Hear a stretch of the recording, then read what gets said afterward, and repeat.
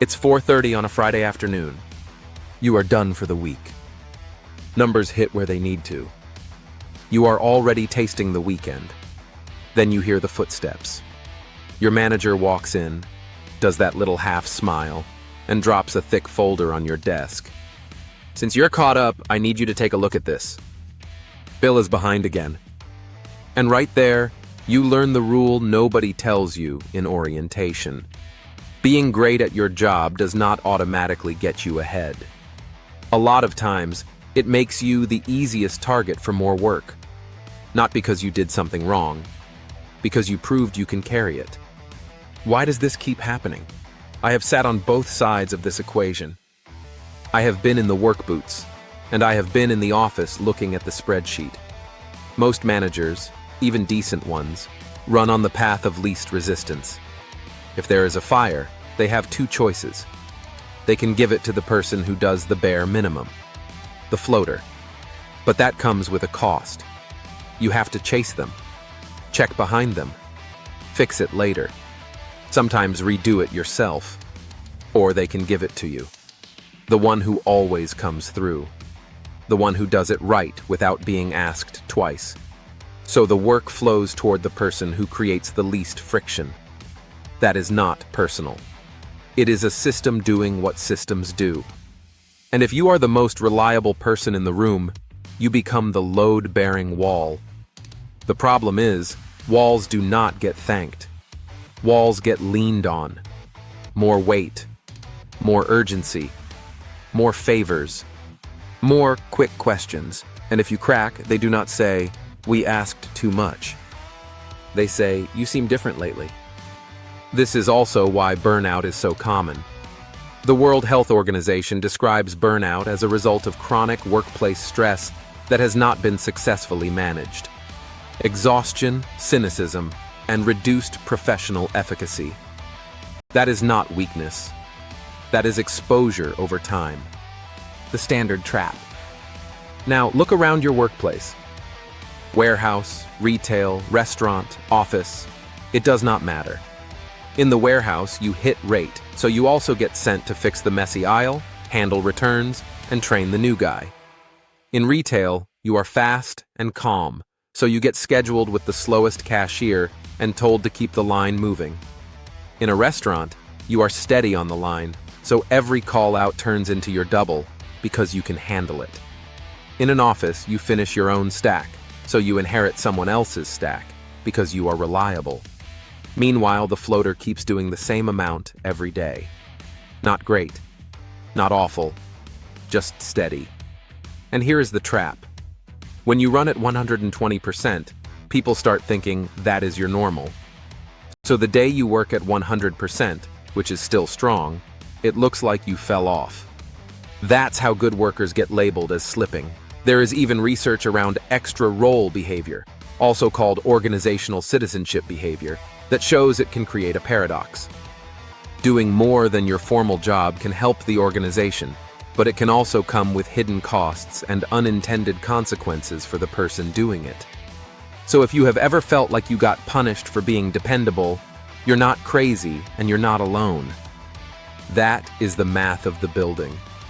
Here is how to protect yourself without getting yourself fired. Let me be clear about the goal. This is not about being lazy. This is not about lying. This is not about missing deadlines. This is about sustainability. Because if you burn out and quit, the company replaces you, and the bills still show up at your house. So here are 3 tactics that protect your energy and still keep your reputation. Tactic 1. Strategic competence. Pick 2 or 3 things that actually move your career forward. Not everything. Not every fire. Not every broken process. 2 or 3. Maybe it is safety. Maybe it is quality. Maybe it is hitting a key metric that gets noticed. Maybe it is being the person who can train others, because that turns into leadership. Be excellent at the things that matter. For everything else, stop volunteering to be the fixer. Stay helpful, but stop being available for every mess. Think of it like this. If you are running at full speed all day, You have zero capacity when the real emergency hits. Capacity is not laziness. Capacity is survival.